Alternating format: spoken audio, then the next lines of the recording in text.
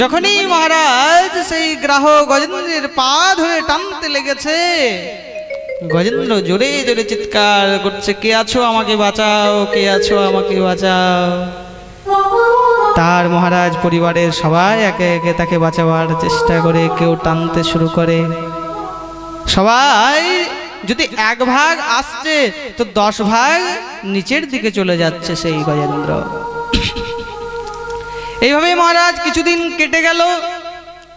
আস্তে আস্তে পুত্রগণ তাকে ছেড়ে ছেড়ে চলে যাচ্ছে। পুত্রগণ কি বলছে, বলে এ তো বয়স হয়েইছে, কদিন পর তো মারাই যাবে, তো এর জন্য আমরা কেন মারা যায়, তার থেকে চলো ভাই। মহারাজ এইভাবে কিছুদিন কাটলো, তার পুত্রগণ আস্তে আস্তে সবাই চলে গেল। কিছুদিন পর দেখা গেল তার এক একটা করে স্ত্রী চলে যাচ্ছে।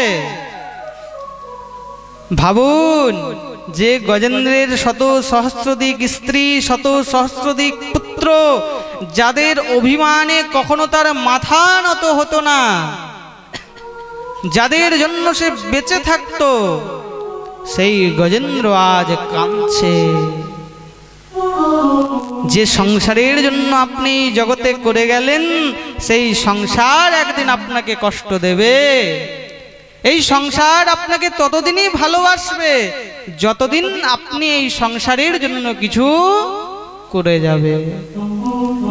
যেদিন এই সংসারকে দেওয়া বন্ধ করে দেবে, যেদিন এই সংসারকে থেকে তোমার থেকে কিছু পাবে না, সেদিন এই সংসারের লোক তোমাকে জিজ্ঞাসাও করবে না, বাবা কেমন আছো, মা কেমন আছো।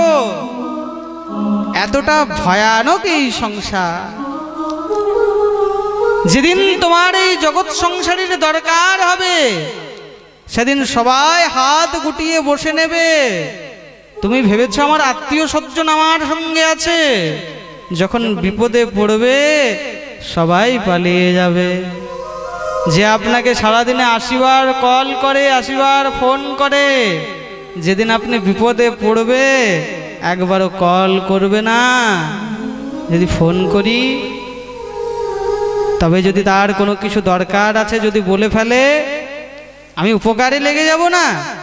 এতটা দুষ্কর এই সমাজের লোক, এতটা দুষ্কর আত্মীয় স্বজন, এই জন্য এদের থেকে কারোর কাছে বিশ্বাস করবে না। যদি বিশ্বাস করতে হয় একমাত্র প্রাণপতি সেই পরমেশ্বর ভগবানকে ছাড়া আর কারোর প্রতি বিশ্বাস করবে না।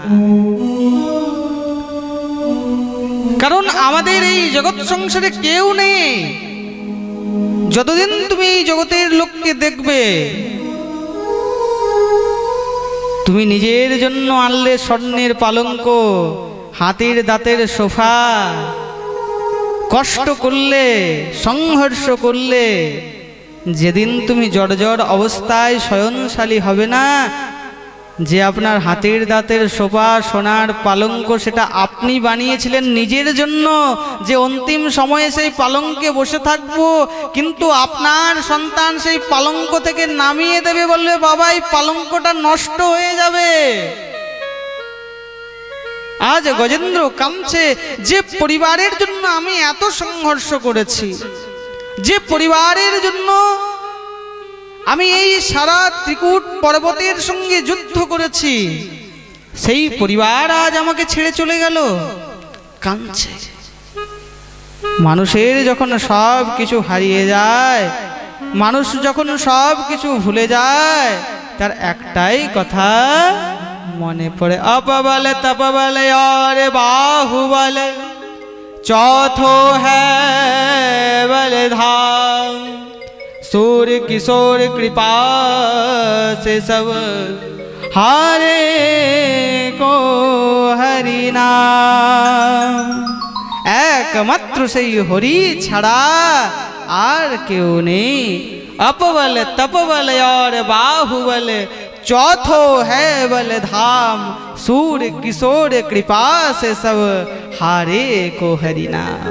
একমাত্র সেই হরি ছাড়া আর আমাদের কেউ নেই। দিব্য সেই গজেন্দ্র সেই ভগবানকে ডাকতে শুরু করেছে, নমঃ আত্ম প্রদীপায় সাক্ষণে পরমাত্মনে नमो गिरिं विदुराय मनश्चन्त समीपे अरे तुम सुनो लक्ष्मीनाथ गजेंद्र पुकारे अब राख शरण वैकुंठनाथ गजहारे।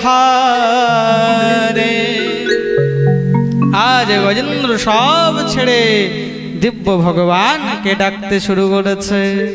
बोल हरि बोल हरि बोल